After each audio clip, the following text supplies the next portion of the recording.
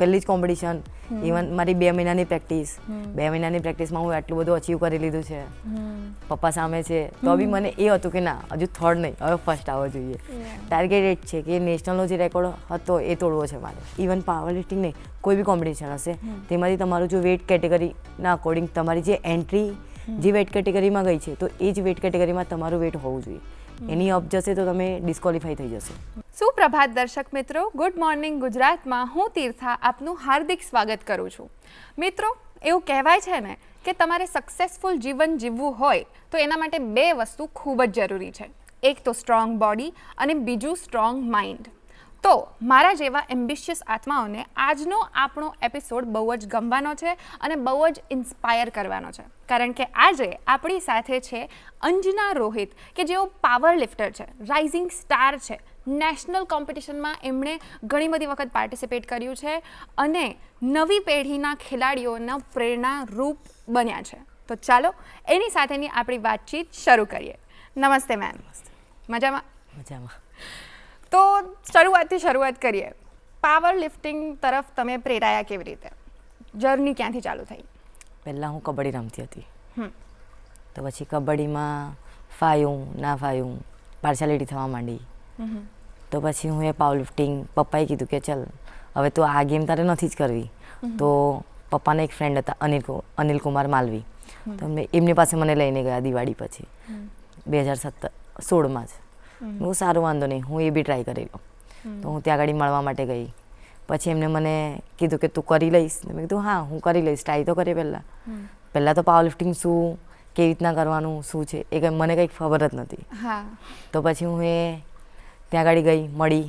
પછી એમને મને કીધું કે સારું, વાંધો નહીં, તું પાવર લિફ્ટિંગ તારે કરવી છે તો પહેલાં તો કોચને એવું જ હોય કે આ કરશે કે નહીં કરે.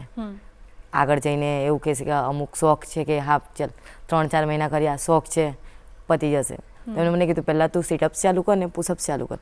મેં કીધું સારું, વાંધો નહીં. તો પહેલાં હું એ 8 મહિના જેવું સિટઅપ્સ ને પુશઅપ્સ જ કર્યું છે. 1000 પુશઅપ્સ ને 1000 સિટઅપ્સ ને 100 પુશઅપ્સ, આ રીતના જ મેં કન્ટિન્યુ. અમુક વાર કંટાળો બી આવે કે આ શું છે, દરરોજ આનું આ જ કરવાનું, બસ. પાવર લિફ્ટિંગ જેવું તો કંઈ લાગતું જ નથી. પનિશમેન્ટ જેવું જ લાગે કે હા આ જ કરાવે છે, કે સ્કૂલમાં સિટઅપ્સ કરાવડાવે તો અહીંયા બી સિટઅપ્સ જ કરાવડાવે છે. તો પછી 3જા મહિનામાં કંઈક કોમ્પિટિશન હતી માર્ચમાં. તો મેં કીધું સારું, વાંધો નહીં. તો અમે લોકો ત્યાં આગળ ગયા રમવા માટે. તો ત્યાં આગળ હું રમી, એટલે પહેલાં જીમમાં લઈને ગયા. સાંજે મને કહે છે જીમમાં ખાલી કહે છે કે આ રીતના સ્ક્વોટ કરવાનો છે, આ રીતના બેન્ચ કરવાની છે, આ રીતના ડેડલિફ્ટ કરવાની છે. તો હું એ કીધું સારું, વાંધો નહીં. તો હું અહીંયા અમદાવાદમાં આવી. મારી ફર્સ્ટ કોમ્પિટિશન અમદાવાદમાં હતી, ગુજરાત સ્ટેટ. તો હું ત્યાં આગળ આવીને રમી. ત્યાં આગળ મારો ફર્સ્ટ સ્ટેટમાં જ ગુજરાત સ્ટેટમાં ગોલ્ડ મેડલ આવ્યો. પછી ત્યાં આગળથી મારી આ પાવર લિફ્ટિંગની જર્ની છે એ સ્ટાર્ટ થઈ. અરે વાહ! એટલે સૌથી પહેલી વખત જ તમને પાવર લિફ્ટિંગ શું એ તમે ઓલરેડી કોમ્પિટિશનમાં પહોંચી ગયા હતા, પછી તમને કીધું અને ડાયરેક્ટલી કોમ્પિટિશનમાં તમે પહેલી વાર પરફોર્મ કર્યું અને પછી તમે ગોલ્ડ મેડલ જીતી ગયા. વાવ! બહુ જ ઇન્સ્પાયરિંગ જર્ની. પણ શરૂઆત તમે કીધું કે તમે કબડ્ડીથી ચાલુ કર્યું હતું. તો કબડ્ડી રમતા રમતા ધીમે ધીમે પછી તમને ક્રાફ્ટ વિશે ખબર પડવા માંડી. તો ત્યારે તમને કોઈએ ઇન્ફ્લુઅન્સ કર્યા હોય, જે તમારા રોલ મોડલ રહ્યા હોય, એવું કોઈ ખરું? પહેલાં એટલે પપ્પા બહુ વધારે મસ્તી કરતી, એટલે પપ્પા કે બહુ વધારે કોઈ દિવસ મારી બી દે. ગુસ્સામાં પપ્પા જોબથી આવે ને હું મસ્તી જ કર્યા કરું. મને ગમે ત્યારે ઊંઘમાંથી ઉઠું તો સૌથી પહેલાં મસ્તી દેખાય કે હવે પહેલાં મસ્તી કરીશ પછી બીજું બધું કામ બામ કશું કરવાનું નહીં, બસ ખાલી મસ્તી જ કરવાની. તો હું મસ્તી જ કર્યા કરતી હતી. તો એક દિવસ પપ્પાએ મને મારી, વધારે પડતી મારી દીધી.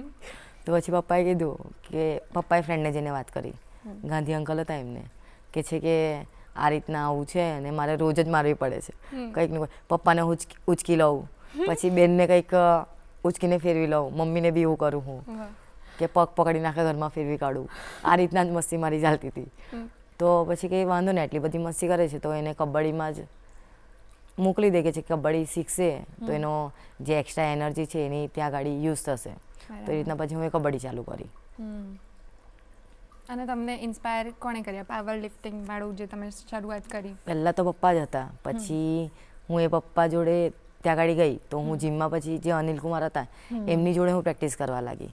તો એમનો તે વખતે સ્કોટ 250 kg સ્કોટ્સ કરતા હતા. તો પહેલાં એવું હતું કે સર આટલું કરે છે તો હું સર જેટલું જ કરીશ, કારણ કે હું પહેલાં તો કંઈ જોયું જ નહોતું. એટલે પહેલાં તો મારા સર જ હતા, અનિલભાઈ કરીને હતા, એ જ હતા કે ના આ જે કરે છે ને એટલું મારે કરવું છે, કે એમના જેવું જ કરવું છે મારે. બસ કે એ એશિયામાં ગોલ્ડ મેડલ હતો એમનો, તો મને બી એવું જ હતું કે હું એમને બી પ્રાઉડ ફીલ કરાવું ને ફેમિલીને બી હું પ્રાઉડ ફીલ કરાવું. એટલે હું એ પહેલાં અનિલ કુમાર જ હતા જે હતા. બરાબર. તો તમે ફેમિલીને પ્રાઉડ તો ડેફિનેટલી કર્યું હશે. તો અત્યાર સુધીની તમારી જે જર્ની છે એમાં ફેમિલીનો સપોર્ટ કેટલો મહત્વનો છે અને તમને કેટલો રહ્યો છે? મને મારી ફેમિલીનો સપોર્ટ બહુ વધારે, અત્યારની જે ગર્લ્સ પ્રમાણે જે જોવા જઈએ ને તો મને બહુ વધારે, કે રાતે હું મોડી બી જીમમાં પ્રેક્ટિસ કરતાં જે કોમ્પિટિશન આવે તો કોમ્પિટિશનના 3 month આગળના એવા હોય કે તમારે હેવી સેશન ચાલતા હોય. તો હેવી સેશનમાં એવું હોય કે ટાઈમ કંઈ ખબર નહીં હોય, કારણ કે અમારા જોડે અમારા એકલાની પ્રેક્ટિસ ના હોય. અને આ ગેમ એવી છે કે સપોર્ટ વગર થાય નહીં. એટલે બધા જ કોમ્પિટિટર કોમ્પિટિશન માટે પ્રિપરેશન કરતા હોય, એટલે એમને કોમ્પિટિશન કરાવવા, એમને બી જોડે હેલ્પ કરવાની ને અમારી બી હેલ્પ થાય. તો એ રીતના અમારે રાતે 11 બી વાગી જાય, 11:30 બી થઈ જાય, 6 વાગે ના જઈએ તો 6 સાડા 6 ચાલુ થઈ જાય અમારે સેશન. તો પછી એ રીતના રાતે પપ્પા ફોન કરીને મને કે બી કે કેટલી વાર લાગશે, એટલે પછી હું કહું હા પપ્પા આવું છું, હજી 1 કલાક જેવું થશે. તો પછી રાતે પછી બીજી વાર કોલ નહીં આવે કે સારું વાંધો નહીં, આવી જશે ઘરે.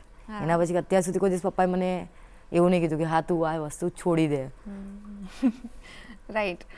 અને બિંગ અ વુમન તમારે ટ્રાવેલિંગ પણ થવાનું થશે, તો એક છોકરી તરીકે તમને એવું લાગે છે કે એમાં થોડાક વધારે રિસ્ટ્રિક્શન હોઈ શકે અથવા કોઈ અલગ પ્રકારની ચેલેન્જીસ હોઈ શકે?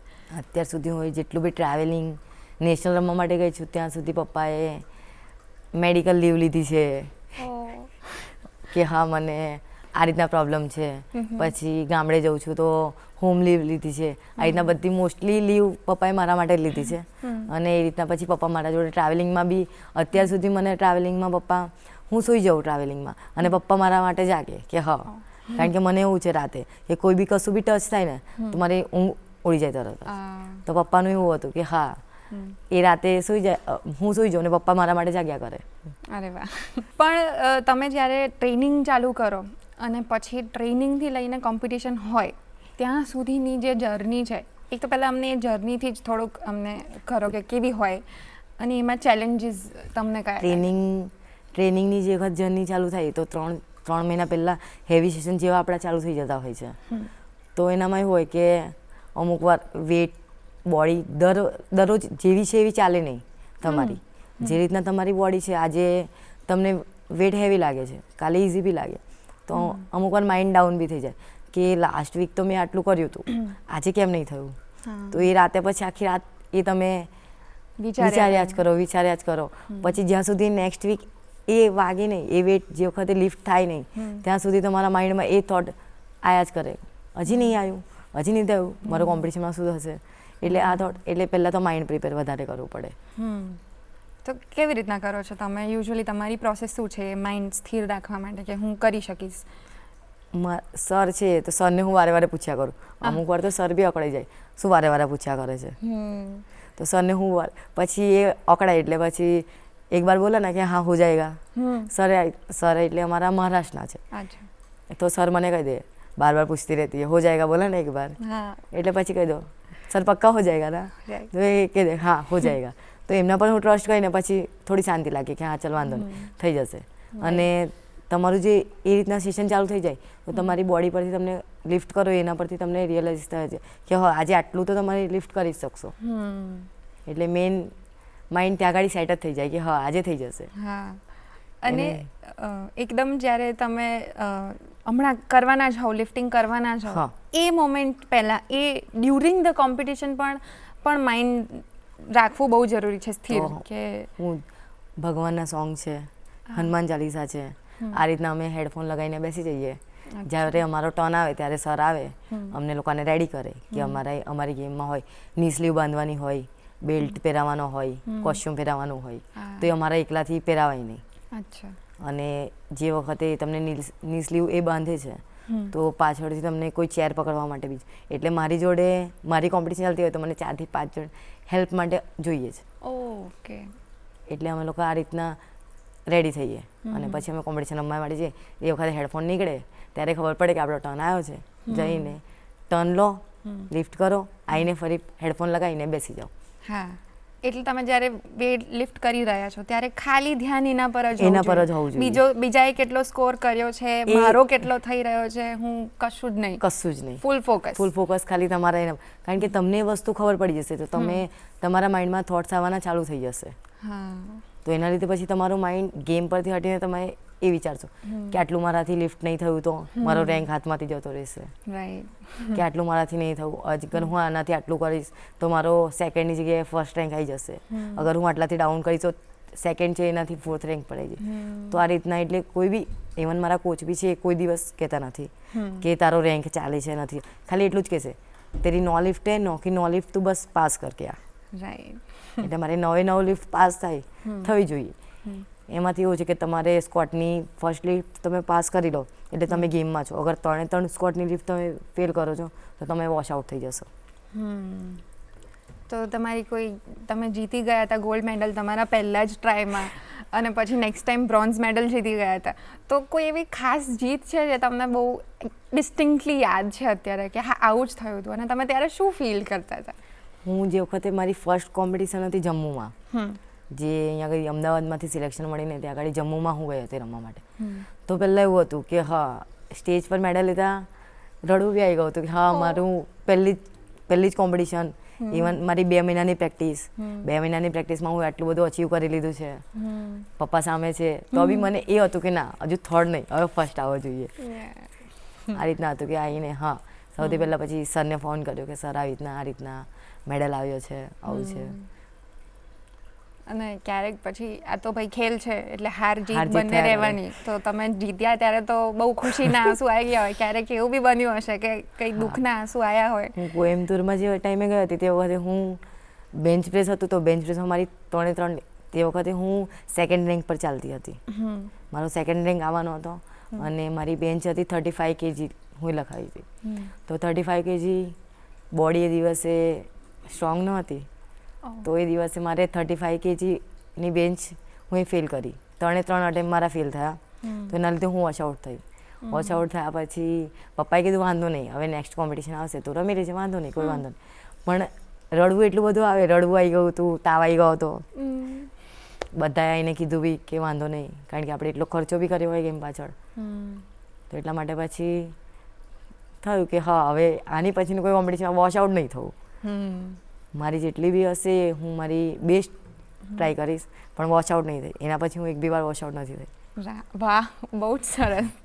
હું ફેડરેશન કપમાં એક રમવા ગઈ હતી જ્યાં મારું એશિયાનું સિલેક્શન થવાનું હતું. તો એમાં હું બીજી વાર વોશ આઉટ થઈ હતી. એમાં હું સ્કોટમાં વોશ આઉટ થઈ હતી. એમાં મારું એશિયાનું સિલેક્શન થવાનું હતું. એ બી આ વર્ષ ગયા વર્ષે જ. તો એવું કોઈ સ્પેશિયલ રીઝન છે કે જેનાથી તમે પછી ફરીથી એટલે it comes with the sport, જ્યારે સ્પોર્ટ છે ત્યારે તમારે એ તો રહેવાનું કે હારવાના છો, પણ એ સિવાય તમારી કોઈ પર્ટિક્યુલર એવી કોઈ ટીપ છે કે જેના કારણે લોકોને મોટિવેશન મળી શકે કે ભલે આજે હું હારી ગઈ, જે પણ સ્પોર્ટ હું રમું છું એમાં, પણ મને ફરીથી કરવાની ઈચ્છા થાય? આ ગેમ એવી છે કે હા આટલું વેટ હું ગર્લ થઈને મારી શકું, હજી આનાથી વધારે કેમ નહીં, હજી આનાથી વધારે કેમ નહીં.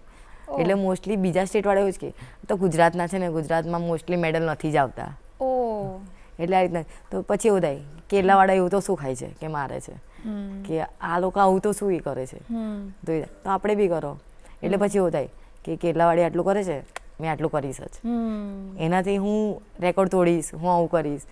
ટાર્ગેટ એ જ છે કે નેશનલનો જે રેકોર્ડ હતો એ તોડવો છે મારે, અને નેક્સ્ટ યર સુધી હું તોડી બી લઈશ. એ ટાર્ગેટ, ન્યૂ ટાર્ગેટ હું મારો જ બનાવીશ. Yes, perfect.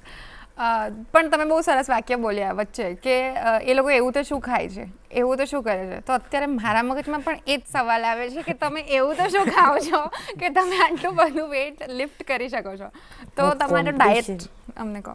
કોમ્પિટિશનના જે 3 મંથ હોય છે ને એમાં જ ડાયટ ફોલો કરું છું.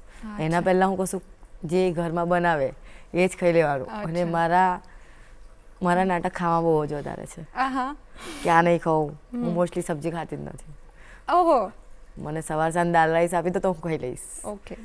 એટલે જે કોમ્પિટિશન હોય છે, કોમ્પિટિશનના ટાઈમે સવારે દૂધ પીને હું જાઉં છું, એના જોડે થોડા ડ્રાયફ્રૂટ્સ છે એ નાખીને પપ્પા પાવડર રેડી કરીને રાખેલો છે પપ્પાએ, અચ્છા. તો એ લો દૂધ પીઓ, સ્કૂલ જતા રહો. પછી ત્યાં આગળ જઈને પીનટ બટર છે નોર્મલ અને સબ્જી રોટી લઈને જાઉં છું કે એ ખાઈને પછી ઘરે આવું. તો ઘરે આવું તો મમ્મીએ ચિકન ને એ રીતના, હું નોનવેજ ખાઉં છું, તો ચિકન ને એગ બોઇલ કરીને રાખેલા જ હોય છે, તો એને રાઈસ ખાઈ લઉં. પછી સાંજે બી સેમ, બસ આ રીતના હોય છે.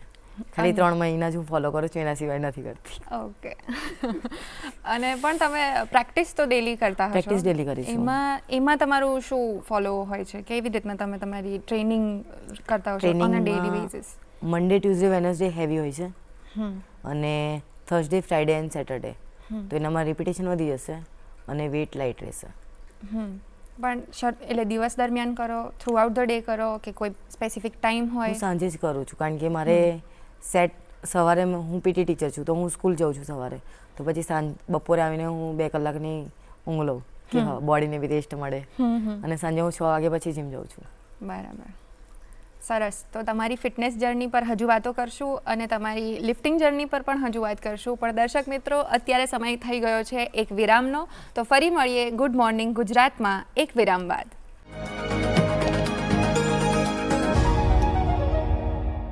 વિરામ બાદ આપ સૌનું ફરીથી હાર્દિક સ્વાગત છે ગુડ મોર્નિંગ ગુજરાતમાં. આજે આપણે વાત કરી રહ્યા છીએ અંજના રોહિત સાથે, જેઓ પાવર લિફ્ટર છે. એમની સાથેની વાતો આપણે કન્ટિન્યુ કરશું, પણ અત્યારે આપણે એવું જોઈ રહ્યા છીએ અત્યારની લાઈફમાં કે એકદમ ફાસ્ટ લાઈફ થઈ ગઈ છે અને એમાં આપણે પોતાનું ધ્યાન નથી રાખી શકતા, શરીરનું ધ્યાન નથી રાખી શકતા, ડાયટ બરાબર નથી, સ્ટ્રેસ લેવલ વધી રહ્યો છે, ઊંઘ પ્રોપર નથી મળી રહી. તો આવા સમયે કોલેસ્ટ્રોલ બહુ જ અગત્યનો ટોપિક થઈ ગયો છે આપણા હેલ્થ માટે, અને એના કારણે હાર્ટ ઇશ્યુઝ પણ વધી રહ્યા છે. તો આપણે જાણીએ આ વિડીયો ક્લિપમાં કે કઈ કઈ ટાઈપના હાર્ટ ડિસીઝીસ થઈ શકે છે કોલેસ્ટ્રોલના કારણે, અને એનું નિવારણ કરવા માટે આપણે કઈ પ્રકારનો ડાયટ લેવો જોઈએ. કોલેસ્ટ્રોલનું નામ સાંભળતા જ આપણે ગભરાઈ જઈએ અને આપણને એમ થાય કે આપણા શરીર માટે એકદમ ખરાબ વસ્તુ છે, પણ એકચ્યુઅલી એ આપણા શરીર માટે ઘણી ફાયદાકારક વસ્તુ પણ હોઈ શકે છે. જેમ કે શરીરમાં નવા સેલ બનવા, ઘણા લિપિડ સોલ્યુબલ વિટામિન કે જેના માટે ચરબીની બહુ જરૂરત પડે, એ બધું જ પ્રોવાઈડ કરે છે કોલેસ્ટ્રોલ. બોડીની વેર એન્ડ ટેર મિકેનિઝમ, શરીરમાં જે કંઈ પણ નાની નાની ઇન્સલ્ટ થઈ હોય કે ઇન્જરી થઈ હોય, એ બધાને રિકવરી માટે બી કોલેસ્ટ્રોલ ઘણું જરૂરી છે. LDL, લો ડેન્સિટી લાઇપોપ્રોટીન કોલેસ્ટ્રોલ, બીજું ટ્રાઇગ્લિસરાઇડ, લાઇપોપ્રોટીન A, એપોલાઇપોપ્રોટીન, આ બધા કોલેસ્ટ્રોલની ગણતરી ખરાબ કોલેસ્ટ્રોલમાં કરવામાં આવે.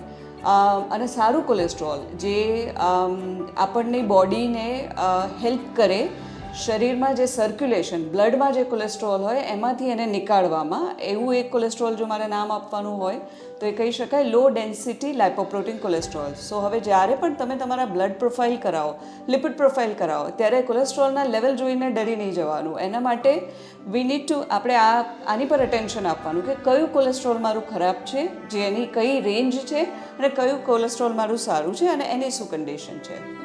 કાર્ડિયોલોજી સોસાયટી ઓફ ઇન્ડિયાએ હવે નવી ગાઈડલાઈન આપી છે, જેમાં કોલેસ્ટ્રોલ LDLની નોર્મલ રેન્જમાં પરિવર્તન કરવામાં આવ્યું છે. ગુડ ન્યૂઝ એ છે કે હવે ગાઈડલાઈનની મદદથી આપણે રિસ્ક ફેક્ટરને જાણી શકીશું અને વહેલી તકે હેલ્થને સાચવી શકીશું.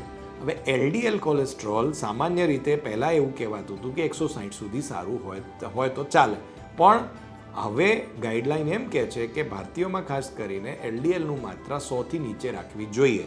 એનું કારણ છે કે આ પહેલાં જે આપણે રોલ ઓફ એવરેજીસ, એટલે કે આપણે બધી વસ્તીનું સમાકરણ ટોટલ કરીએ અને એને ભાગ આપીને જે એવરેજ આવે એને ગણી લઈએ કે આ નોર્મલ છે, એ રીતે નોર્મલ ગણાતું હતું, એ ખોટું છે.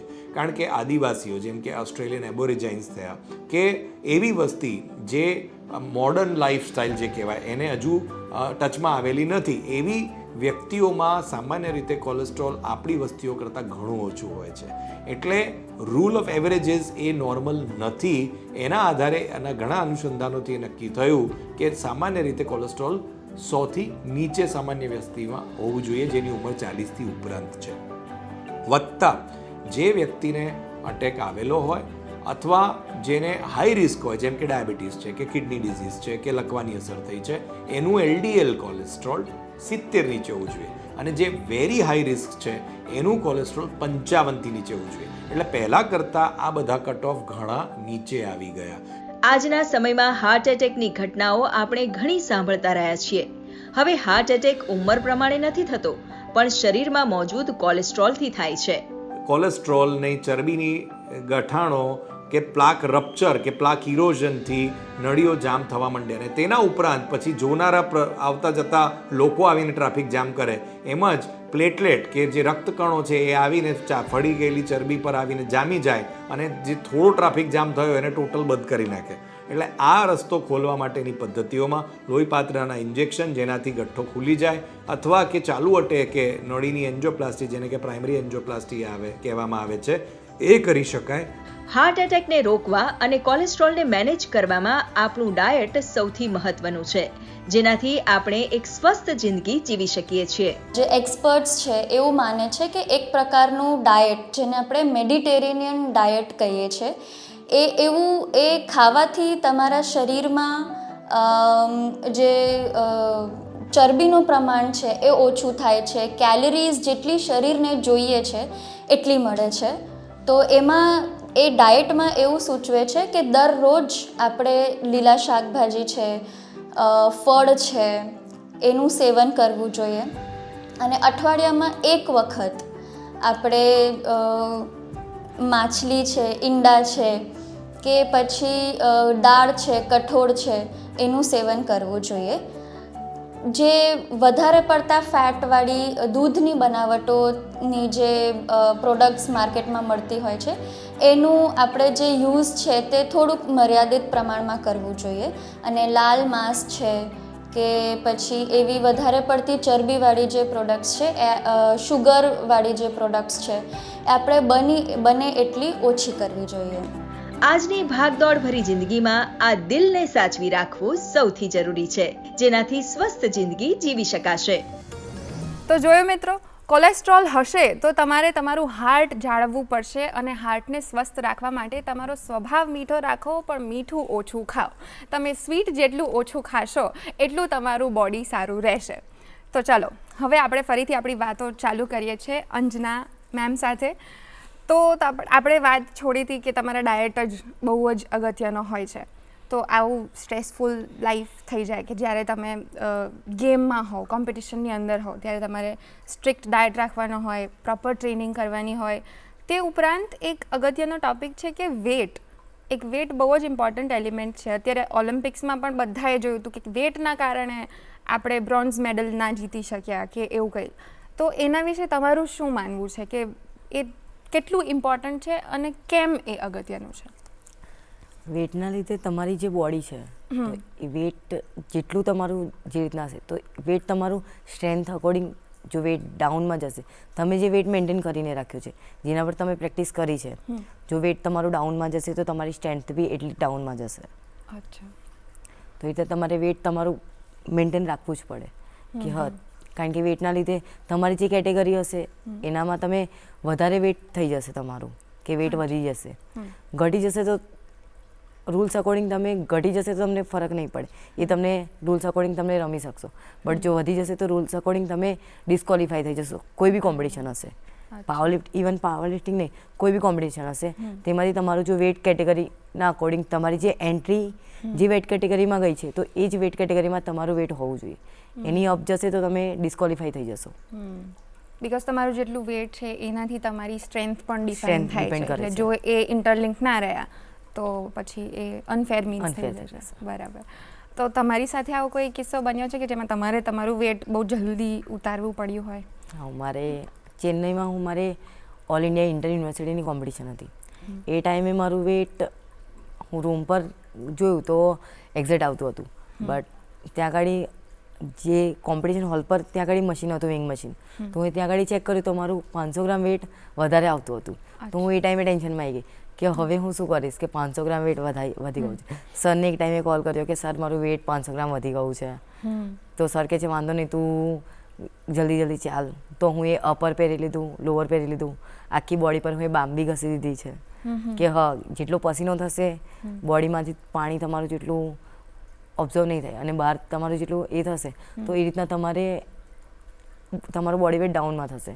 તો એ અપર પહેરી લીધું, ફેસ માસ્ક એ કરી લીધું છે અને કેપ પહેરી લીધી કે જેટલો બી બોડીમાંથી પસીનો થશે તો એ રીતના તમારે બોડી વેટ ડાઉનમાં થશે. તો મને એક ફ્રેન્ડ છે, તો એ ફ્રેન્ડે મને કીધું કે તું ચિંગમ એ કર ને ચિંગમ જે આપણે જે સલાઈવા બનશે તો એ સલાઈવા તું ગળતી નહીં, તું થૂકજી. તો આ બધું કરીને હું કન્ટિન્યુ ચાલતી હતી અને ઇવન અડધો કલાકમાં મારું વેટ 500 ગ્રામ ઓછું કર્યું છે હવે. થઈ ગયું. અને તમે સિલેક્ટ થઈ ગયા હતા? સિલેક્ટ થઈ ગયા. ઓ વાવ, સરસ. અને એ દિવસે હું 4 દિવસ સુધી હું એ ખાધું બી નહોતું કે હા. અને પાણી બી મને સરે કીધું હતું કે પાણી બી માપીને, એટલે ઢાંકણ આવે ને ઢાંકણથી હું પાણી પીતી હતી. અરે બાપ. 2 દિવસ એક દિવસ એવો આવ્યો ટ્રેનમાં કે હા ખાલી મને એક એગ એવી જે યોક આવે ને યોક કાઢીને ખાલી વ્હાઈટ એક જ એક ખાવા મળ્યું હતું. અને પાણી બી ખાલી હું એક નાળિયેર પાણી પીધું હતું બસ, એના સિવાય કંઈ જ નહીં. અને તોય મારું 500 ગ્રામ વેટ વધી ગયો, એટલે પછી ટેન્શન આવી ગયું હતું. તો પછી ફ્રેન્ડે મને આ બી સલાહ આપી, સરે બી કીધું કે તું આખી બોડી પર બામ રબ કર અને અપર પેર અને કન્ટિન્યુ ચાલવાનું રાખ અને તડકો આવે ત્યાં તડકામાં જ ચાલ, તો એટલે તરત ઇન્સ્ટન્ટ તમારું બોડી વેટ ડાઉનમાં થશે. અને આના પછી તરત જ તમારી Competition કોમ્પિટિશન હતી. એટલે તમે ઓલરેડી જે વેટ ગેઇન કર્યું હતું એને લૂઝ કરવા માટે બહુ જ બધું અને એના લીધે energy તમારી વાપરી લિફ્ટ દીધી. અને એનામાં તમારી લિફ્ટિંગ બી તમારી ડાઉન થઈ જશે. હા, એ જ હું કહેતી હતી કે એના કારણે પરફોર્મન્સમાં ઇશ્યુ આવે બહુ ને વધારે ઇશ્યુ આવે કે તમારી જે લિફ્ટિંગ હોય તો એ લિફ્ટિંગમાં તમારે ફરક પડે કે તમારું વેટ વધારે હશે તો તમારી લિફ્ટિંગ બી એટલી વધશે, પણ તમારું વેટ જે રીતના ડાઉન થઈ જશે તમારી લિફ્ટિંગ બી ડાઉન થઈ જશે. એટલે આઈડિયલી હંમેશા કેટલું રાખવું જોઈએ? જે લિમિટ હોય એનાથી 500 ગ્રામ તમારે ડાઉન રાખીને જ જવું પડે. અચ્છા. અને એ 500 ગ્રામ જ, એથી વધારે હશે તો તમારે લિફ્ટ કરી નહીં શકો. એટલે હા, કારણ કે તમારું જે કોસ્ચ્યુમ હશે કોસ્ચ્યુમ બી તમને લૂઝ પડવા માંડશે. જો તમે વેટ વધારશો તો તમને એ કોસ્ચ્યુમ ટાઈટ પડશે, અને જો ડાઉનમાં જશે તો તમારું એ કોસ્ચ્યુમ જે તમને સપોર્ટ કરતો હશે તો એ સપોર્ટ બી તમને ઓછો કરશે. અચ્છા, એટલે એ કોસ્ચ્યુમના કારણે પણ સપોર્ટ મળે અને એનાથી તમે સારું લિફ્ટ કરી શકીએ. ઓહ નાઇસ. તો બહુ જ બધા એલિમેન્ટ્સ છે, બહુ બધા પાસાઓ છે કે જેના આધારે તમે સક્સેસફુલી કમ્પ્લીટ કરી શકો છો અને આને પ્રોપર એક કરિયર તરીકે ચલાવી શકો છો. પણ એમાં ક્યારેક તમને કોઈક સેકન્ડ થોટ આવ્યો તો આટલી લાંબી જર્નીમાં? મને જે વખતે પાવર લિફ્ટિંગ મેં સ્ટાર્ટ કર્યું એ ટાઈમે મને થોટ આવ્યો હતો. એટલે એ ટાઈમે સ્કૂલમાં હતી તો સ્કૂલમાં બધાનું બોલવું કે બોય જેવી છે, જો આ છોકરા જેવી થઈ જશે, જીમમાં જાય છે તો એની બોડી છોકરા જેવી થઈ જશે. પછી ક્લાસમાં બધા ફ્રેન્ડ સર્કલ ક્લાસમેટ જ બધા બોલવા માંડ્યા કે આ છોકરો જ છે, છોકરા જેવી છે. પછી બેડ વર્ડ બી યુઝ કરવા માંડ્યા એ લોકો. તો એ પ્રિન્સિપાલને બોલાવીને બી વાત કરી, બધા બોયઝને હું એ બહાર કઢાયા કે કોણ બોલ્યું છે ચલો કહો. સ્કૂલમાં હું એ ટાઈમે રડી બી હતી, ઘરે આવીને પપ્પાને બી કીધું. 2 દિવસ જીમ બી નહીં ગઈ કે મારે નહીં કરવું, આ બધું છોડી દેવું છે. પછી ફરી ચાલુ કર્યું કે વાંધો નહીં ચાલ્યા કરે, હવે કોઈ ફરક જ નહીં પડતો, છોકરો કહો છોકરી કહો, હું જે છું એ આ છું. એમના જેટલા વેટના લોકોને તો હવે તમે ઉંચકી શકો છો. કરું છું હવે તો. રાઈટ. તો તમારી અત્યારની જર્ની જે રહી છે એમાં પ્રોફેશનલી તમને વેઇટ લિફ્ટિંગના કારણે તો ઘણો મહત્ત્વ મળ્યું હશે, પણ પર્સનલી તમને વેઇટ લિફ્ટિંગના કારણે કંઈક એવું મળ્યું છે જેનાથી તમે એઝ અ હ્યુમન અથવા એઝ અ ગર્લ અથવા એઝ અ દીકરી ગમે તે રીતના તમે કંઈક સારો બદલાવ તમારામાં આવ્યો હોય બિસાઇડ્સ ગેમ? મમ્મી પપ્પાને ફેમિલીને પ્રાઉડ ફીલ કરાવવું, પ્લસ એવરી યર સમાજની ટ્રોફી મળવી. આહા. કે હા સમાજની ટ્રોફી ઇવન બરોડામાં નહીં, ભરૂચ છે આ રીતના મને અલગથી બોલાવે છે, ત્યાં આગળ જઈને સન્માન કરે છે કે હા કે આ મારો પ્રાઉડ. તો પપ્પા જોડે આવવું, પપ્પાનું પછી એ બધાને કહ્યું કે હા આ મારી છોકરી છે, એ આટલું કરે છે. એટલે આ રીતના જે ફેમિલીમાં ચેન્જ આવ્યો કે હા, અને ઇવન મારી ફેમિલીથી બીજાને બી શીખવા મળે કે કાકાની છોકરીઓ છે એ બધા છે, એટલે એ લોકોને બી એવું થાય છે કે હા એ લોકોના બી ચેન્જ આવ્યો કે અંજુ આટલું કરે છે ને, એને આટલી ઘરમાંથી છૂટ છે તો હું મારી છોકરીઓને બી એ રીતના છૂટ આપું. તો આ ચેન્જ આવેલો છે. કેટલું સરસ. મતલબ એઝ અ વુમન તમે બીજી ઘણી બધી નાની છોકરીઓને ઇન્સ્પાયર કરો છો કે કરાય આવું, એક સ્ટેપ આગળ જવાનું. દરેક વખતે તમારે પોતાની જાતને ચેલેન્જ આપવાની અને એને ફૂલફિલ કરવાની. તો હવે ક્વેશ્ચન એ કે તમે જ્યારે એ તમે કરી રહ્યા છો, તમે ઇન્સ્પાયર લોકોને તો કરી રહ્યા છો તમારી લાઈફથી, પણ અગર કોઈ અત્યારે અમારા દર્શક મિત્રો જોતા હશે તો કોઈ એક એવું કોચિંગ ઇન્સ્ટિટ્યૂટ કે જે જોઈન કરી શકે, કોઈક એવી સિમ્પલ પ્રોસેસ તમે અમને બતાવી શકો કે જેને પાવર લિફ્ટિંગ કરવું છે તો એ શરૂઆત ક્યાંથી કરે, કઈ રીતના એ આગળ વધી શકે અને એને કરિયર બનાવી શકે? પહેલાં તો નોર્મલ તો ઘરે તમે સિટઅપ્સ પુશઅપ્સ કરી શકો છો. પછી તમારે એનાથી આગળ આવવું હોય તો પછી તમે કોઈ તમારા ઘરની નજીક જીમ હશે તો જીમમાં નોર્મલી બધા ટ્રેનરને પાવર લિફ્ટિંગ શું છે નોર્મલ નોલેજ, બેઝિક તો હોય જ છે બધાને નોલેજ. અચ્છા. પ્રો નથી એટલું નથી હોતું બટ નોર્મલ તો હોય જ છે. તો નોર્મલ પછી એ ત્યાંથી સ્ટાર્ટ કરે. પછી જેવી રીતના કોમ્પિટિશન આવશે તો કોમ્પિટિશન આપણે જે ગુજરાત છે તો પાવર લિફ્ટિંગ ગુજરાત કરીને પેજ છે તો એના પર શિડ્યુલ મુકાઈ જાય છે કે આટલા ટાઈમમાં આ રીતના આવશે. પછી પોતાનું જે ડિસ્ટ્રિક્ટ છે તો ડિસ્ટ્રિક્ટમાં બી અલગ સેક્રેટરી હશે, એમનો કોન્ટેક્ટ જીમના જે મેમ્બર હશે, જીમના જે ઓનર હશે એમના પાસે મળી આવશે. તો એ રીતના તમે એમનો કોન્ટેક્ટ કરી અને પછી કોમ્પિટિશન બી રમી શકો છો.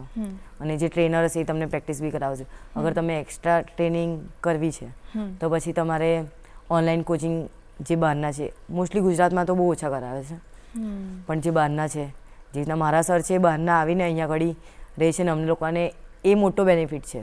અચ્છા. કે એ મહારાષ્ટ્રના સર છે અને એ અહીંયા આગળ અમારા લોકોના કહેવા પર આવેલા છે.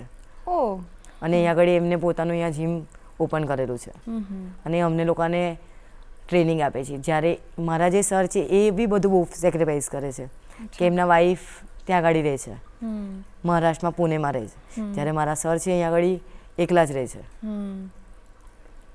તો એ અમારા માટે એ બી એટલું કરે છે એટલે અમે બી એમને બી પ્રાઉડ ફીલ કરાવી શકીએ છીએ મેડલ લાવીને. તમે તમારી રીતે કોઈ રીતના તમે તો પ્રાઉડ ફીલ કરાવો જ છો તમારા સરને, પણ હવે તમે જુઓ તો તમે પણ એક ટીચર છો, સ્કૂલમાં ભણાવો છો, તો તમારી નેક્સ્ટ 5 યર્સમાં તમને એક તો આ પાવર લિફ્ટિંગની જર્નીમાં તમે શું અચીવ કરવા ઈચ્છો છો અને એઝ અ પર્સન અથવા ટીચર બી તમે શું વિચારો છો કે નેક્સ્ટ 5 યર્સમાં તમારો કયો ગોલ છે? નેક્સ્ટ 5 યર્સમાં મારો એ છે કે હું પહેલાં એશિયા જે નેક્સ્ટ યર આવવાનું છે એમાં હું કોમ્પિટ કરું. ઓકે. અને પ્લસ એમાં મારો ગોલ્ડ તો નથી જ કહેતી બટ ટોપ 3માં મારો રેન્ક હોવો જોઈએ. અચ્છા. એટલી મારી પ્રેક્ટિસ બી હોવી જોઈએ અને એના પછી મારે વર્લ્ડ રમવું છે. All the best for that. અને જે મારા સ્ટુડન્ટ છે સ્કૂલમાં તો પાવર લિફ્ટિંગ પોસિબલ નથી કે આપણે છોકરાઓને કરાવી શકીએ બટ ખોખો છે, કબડ્ડી છે, એ લોકોની ટીમ લઈને હું ખેલ મહાકુંભ છે, SGFIની કોમ્પિટિશન છે તો એ રીતના હું એ લોકોને એ લોકો હમણાં કારણ કે કોમ્પિટિટર બહુ વધારે છે તો ડિસ્ટ્રિક્ટ એ લોકો જીતી લે છે, પછી આગળ સિલેક્શન બી લોકોનું થાય છે. તો એ મારા માટે બી હોય છે કે ચાલ આ મારું સ્ટુડન્ટ છે તો એ બી આગળ જાય છે. તો આ રીતના વસ્તુ છે. તમે લાસ્ટમાં ફાઇનલ કોઈ એક મેસેજ અમારા દર્શક મિત્રોને કહેવા માંગતા હો તો એ શું હશે? એ હશે કે મોસ્ટલી ગર્લ્સને એવું હોય છે કે મારાથી હું તો ગર્લ છું તો આ નહીં થાય, બટ એ વસ્તુ નથી. તમે ગર્લ્સ છો, તમે કંઈ બી કરી શકો છો અને કરવું બી જોઈએ તમારા ફિટનેસને રિલેટેડ કે કોઈ બી ફિલ્ડ કોઈ બી હોય, બટ તમે એને ગર્લ છે એવું કરીને સાઈડ પર નહીં બેસી જવાનું કે ના હું ગર્લ છું તો મારાથી આ વસ્તુ નહીં થાય. કે હા નોર્મલ હોય છે ને કે વાગ્યું છોકરી છે ચાલ વાંધો નહીં બેટા, તો એ પંપાડવાનું નહીં કે હા વાંધો આટલું જ વાગ્યું છે ને તો સ્ટ્રોંગ છે ચાલ, બસ કે સ્ટ્રોંગ થા અને હવેની જે લાઈફ છે એમાં કંઈક અચીવ કરો બસ.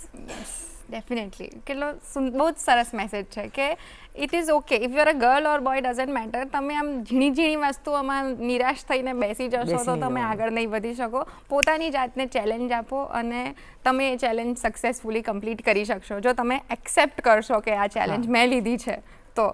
Definitely. Thank you so much. તમે અમારી સાથે આવ્યા, તમારી આટલી બધી અમને એક તો પાવર લિફ્ટિંગ એટલે શું ત્યાંથી લઈને તમારી આખી જર્ની અમારી સાથે શેર કરી, તમારી ઇન્સ્પાયરિંગ સ્ટોરીઝ અમને કીધી, એના બદલ ફરીથી અમારા શો પર આવવા માટે, અમારી સાથે વાતચીત કરવા માટે ખૂબ ખૂબ આભાર. Thank you so much.